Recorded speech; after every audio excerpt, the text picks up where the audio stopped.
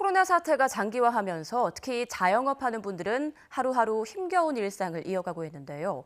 한계 상황에 놓인 자영업의 실상을 데이터로 자세히 살펴봤습니다. 함형건 기자입니다. 문을 연 지 1년쯤 된 서울 봉천동의 김밥 가게입니다. 포장 주문 위주로 장사하는 소형 점포인데 영업이 한창이어야 할 점심시간에도 전화 주문이 뜸합니다. 주변 교회들의 대면 예배 인원 제한과 직장인들의 재택근무 기간이 길어지면서 주문이 크게 줄어든 겁니다. 심각해지더라고 점점. 근데 유지가 안 돼요. 제가 집세도 많이 밀렸어요. 근데 주인이 나가라고 그럴 정도로. 근데 지금 이 상태에서 어떻게 나가요? 지금 제가 인테리어 한 것도 있고 여러 가지가 이제 이렇게 시설이라는 거 있는 건데 마이너스가 돼도 제가 열어놓는 거죠. YTN 데이터 저널리즘 팀이 행정안전부의 지방행정 인허가 데이터를 통해 자영업의 개폐업 추이를 분석했습니다. 매년 증가하던 음식점 창업이 코로나 사태를 맞아 줄었지만 역시 해마다 꾸준히 늘었던 폐업 식당도 감소했습니다. 업황이 불투명하고 생계의 대안을 찾기 어려운 상황에서는 식당 문을 여는 것 못지않게 닫는 것도 쉽지 않다는 점을 시사합니다. 신용카드 결제액을 살펴보면 음식점들의 속사정이 구체적으로 드러납니다.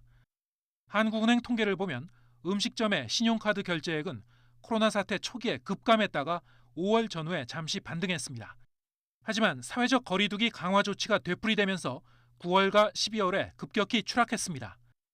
1년 사이 43%나 결제액이 줄어든 겁니다. 국내 여행 수요가 몰린 제주도 등은 타격이 상대적으로 덜했지만 서울과 대전 등 대도시의 식당 영업은 전반적으로 고전을 면치 못했습니다. 코로나 시대에 포장 배달 위주의 비대면 영업이 주목받으면서 최근 들어서는 33제곱미터, 즉 10평 미만 소형 식당의 창업 비율이 다소 증가하기도 했습니다. 그러나 골목 상권의 배달 주문을 둘러싼 경쟁이 치열해지면서 배달앱의 광고 비용이 영세 점포에는 큰 부담으로 다가오고 있습니다. 우리 동네 치킨집을 하는 분이 수십 명입니다. 그 외에 우리 동네까지 배달을 하기 위해서 들어오신 분들까지 따지면요, 수백 명이 돼요. 내가 광고비를 좀 더 책정을 해서 올리지 않는 순간에는 저희 집 자체가 노출이 안 된다는 거예요. 실제 배달을 통해서 매출이 올랐다고는 하지만 원가나 뭐 배달 수수료 여러 가지를 다 제하고 나면은 그때 또 남는 마진 자체가 좀 작아요. 이용 인원과 밤 운영 시간에 제한을 받은 PC방과 노래 연습장, 골프 연습장, 그리고 주점은 지난해 폐업이 줄을 이었습니다.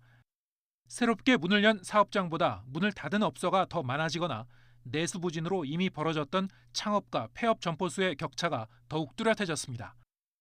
노래방과 당구장, 목욕탕은 문을 닫은 사업장 중에서 20년 이상 영업해온 업소의 비율이 늘어났습니다.